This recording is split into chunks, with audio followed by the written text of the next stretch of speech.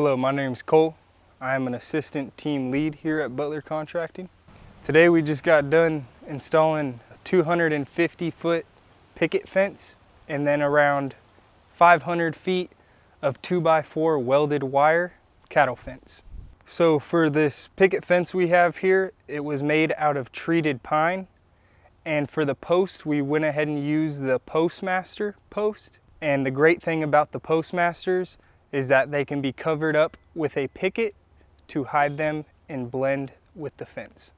So the first thing you do when installing a picket fence is you want to run a string line from each corner so you have your straight line going through.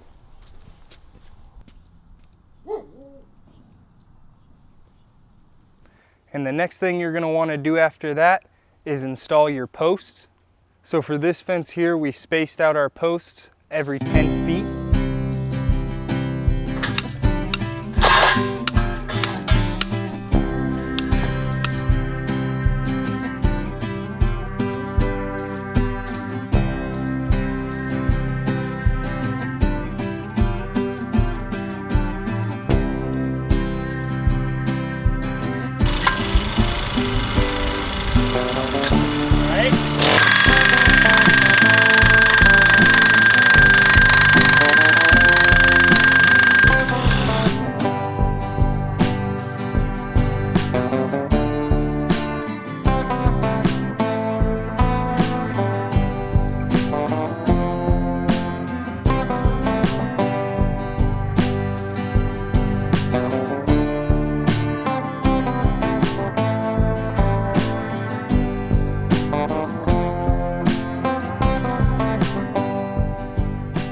After that, we installed railings and we used treated 2x4s for that, 3 of them on each post.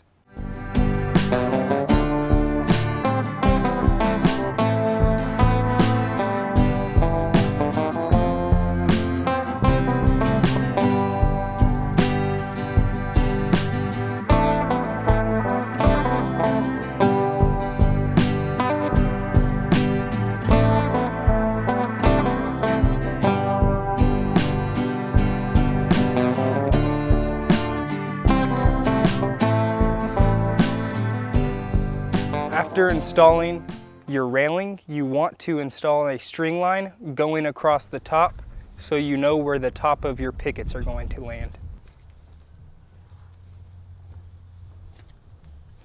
After getting the string line hung up, you are able to start hanging pickets.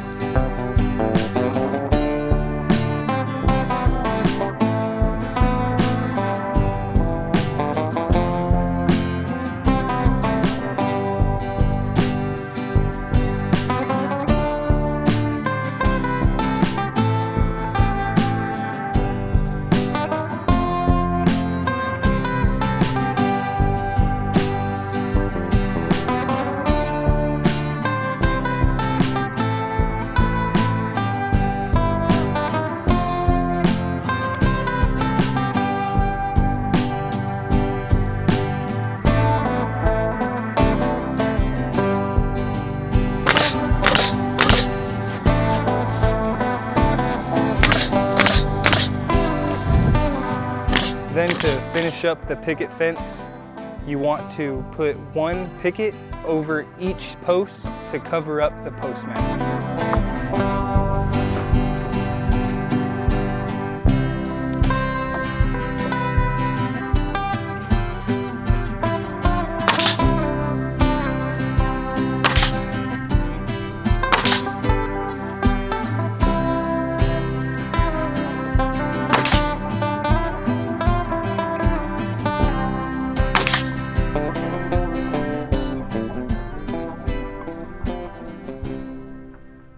For this project here, we went ahead and ran 250 feet of the privacy fence, and then the rest was the field fence.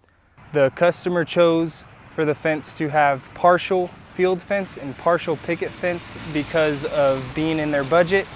And at Butler Contracting, we can work with you guys to be inside of a budget.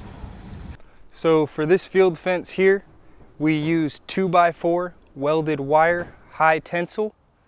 with T-posts and 6-inch round wooden posts for the H-braces.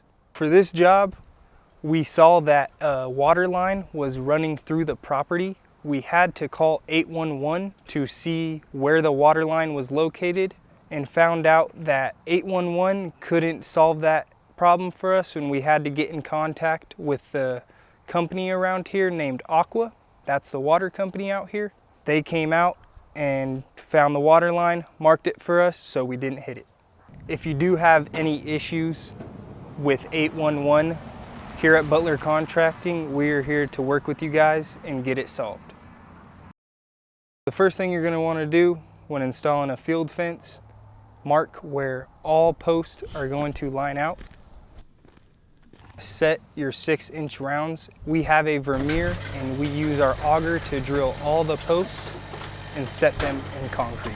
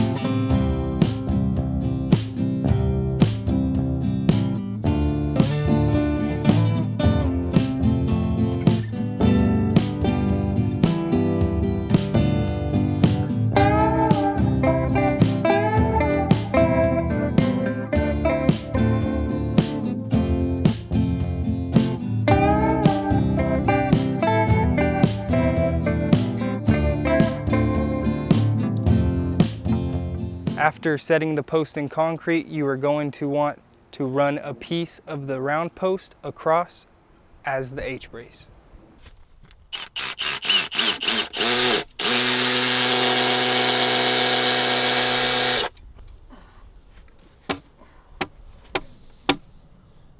Down. Oh, he gave it the elbow. Good right there.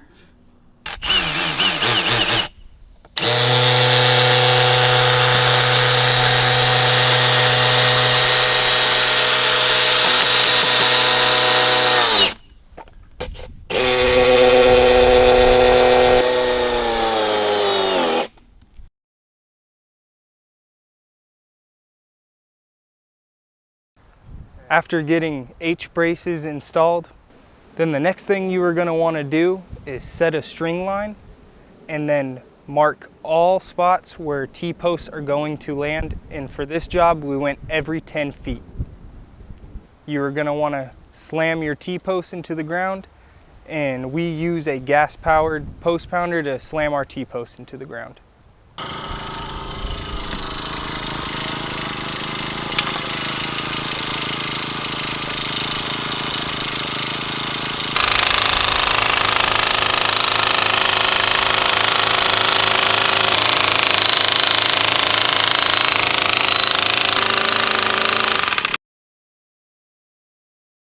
So when hanging up our fence, we used our vermeer to pull the fence tight with a clamp.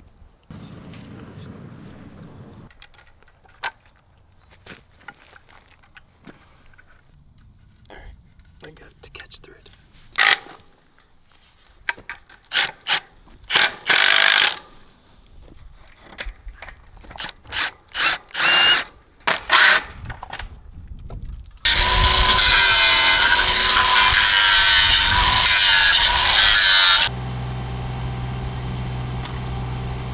So after getting the fence tight, you're going to want to use a staple gun and staple the fence to the H-braces.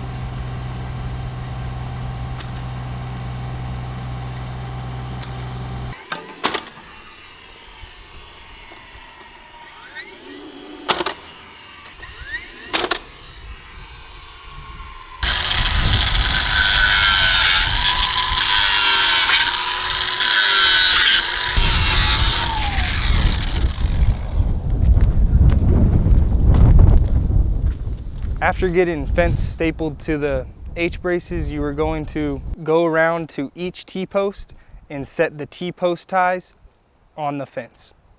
We use a tool on our drill that fastens the T-post ties and cinches them down.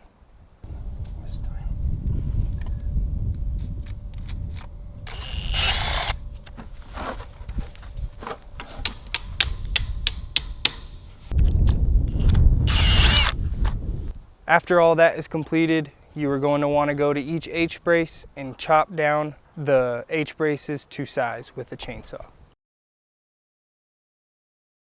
Customer did have an old fence out in the front yard that we did have to demo.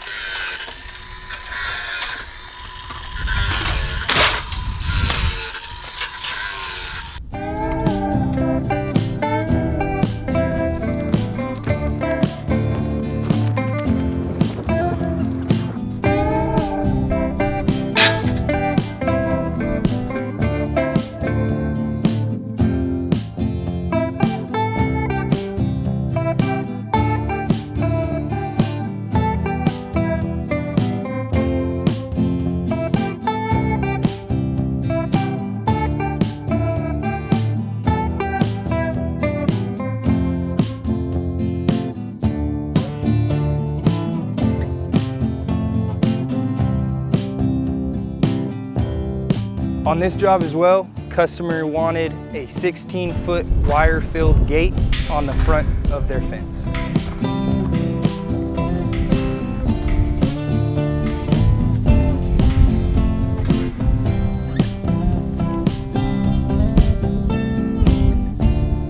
To install the J-bolts to hang the gate, you are going to have to pre-drill the round.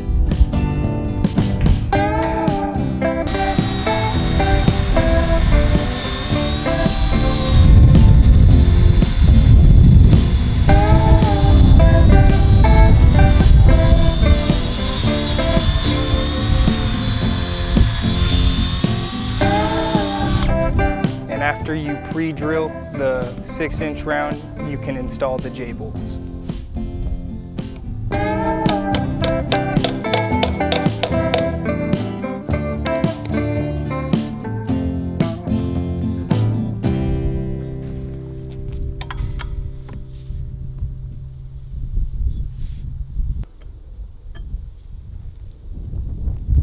So when putting the gate up, you're going to want to put on your bottom J-bolt.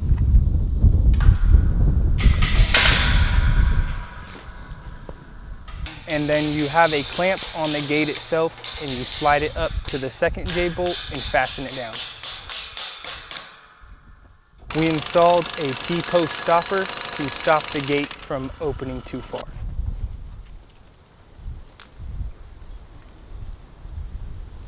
We installed a 2x4 on the side of the round so we can attach the chain hook to the gate.